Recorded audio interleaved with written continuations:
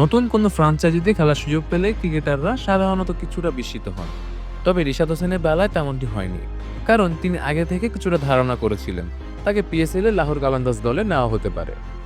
যুক্তি দিয়েই রিশাদ বলেন, আহ, আমার এজেন্ট আমাকে বলছিল আর কি যে তুমি পিএসএল এ লাহোর কালান্দার্স চান্স পেয়েছো, তো এটা আমি আগে থেকেই গেস করতেছিলাম যে আমাকে নেওয়ার চান্স আছে, তো এদিক থেকে আর কি নর্মাল ছিল।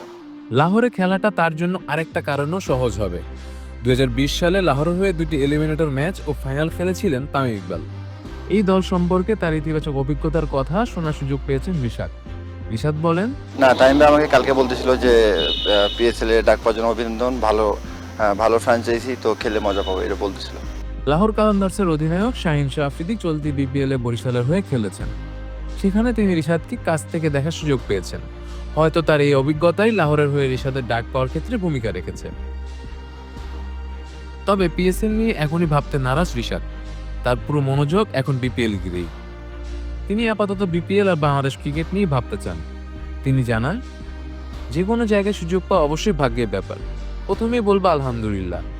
আগেই বলেছিলাম আমি কোনো আশা করি না, আইপিএল, বিগ ব্যাশ বা পিএসএল কোনো কিছুই আশা করি না। এখন বিপিএল এ আছি, এখানেই মনোযোগ দিচ্ছি। যখন পিএসএল আসবে তখন দেখব। পিএসএল ড্রাফটে আরও সুযোগ পেতে পারতেন তাসকিন আহমেদ ও মোস্তাফিজুর রহমানের মতো ক্রিকেটাররা। তবে নাহিদ রানাকে নিয়েছে পেশোয়া জালমি এবং লিটন দাসকে নিয়েছে করাচি কিংস। রিশাদ মনে করেন ভালো পারফরমেন্স করলে ভবিষ্যতে আরও বেশি সংখ্যক বাংলাদেশি ক্রিকেটার বিদেশি লিগে খেলার সুযোগ পাবেন।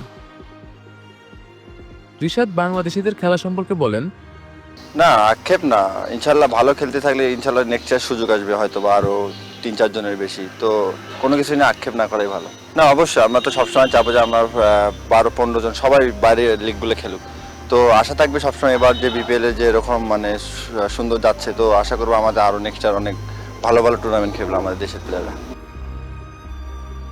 শেখ মেহেদী হাসান, ডি স্পোর্টস।